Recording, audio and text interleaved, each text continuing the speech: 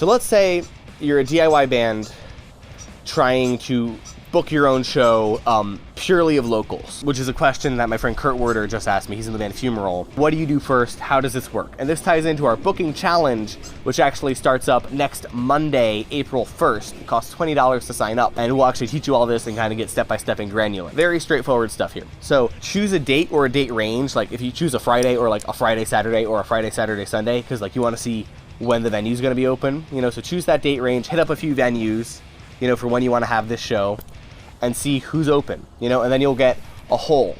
And a hold basically means you have to come to us with a complete lineup ready to go, and then we'll be good to lock this in. That's if you have first hold. If you have second hold or third hold or whatever, what you need to do is you need to have your lineup together and say, look, we're good to go. And then everyone else who's ahead of you has 24 hours to either put up or shut up. So if you have your show together and you're third hold and no one else, you know, second and first can't get their shit together, you're the one who gets the night. Simple as that. So find your dates, find your venue, you know, by reaching out to a few, telling them the dates you want to play, see who says yes, lock it in, dope. And then that's when you start to get the lineup together, because you're able to say to people, hey man, we have this club on this day, can we play it? You know, or whatever. You know, I think some people try to mix it up, where they try to hit up bands and say, hey, do you want to play a show in April-ish? And then bands always ask, well, what's the venue? You know? And it's tricky, and it does depend case by case, you know, because some venues want to know what the bands you're bringing are. Usually, though, with most venues, especially if you're an independent guy, you can just, and you don't seem totally insane, you can just get a hold. A big thing with all of this is making it clear you're not insane. That's really important. If you kind of come off professionally and come off articulately, then a lot more people are going to give you the time of day. Simple as that. So you choose your dates, you get your venue, you get your hold, and then you lock in the lineup, and you go from there. It's really how you need to get to the next step.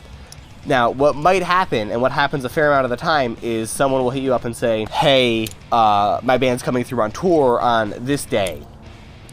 Can you get us a show? In that case, you have the first band, and then you just kind of do the same process. You hit up the venues, wait till you get a hold, hit up the lineups, you know, talk to the whatever bands you think will lock it in with them, and try to get the date sorted.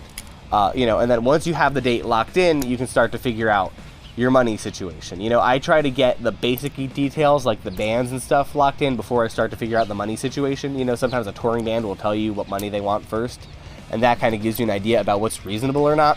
But again, a lot of it's very case by case, and a lot of it's based on just you being professional, responsive, and easy to work with.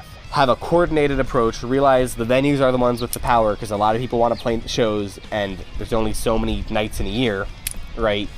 And once you have the hold, put your lineup together, lock it in, figure out the money situation. Simple as that.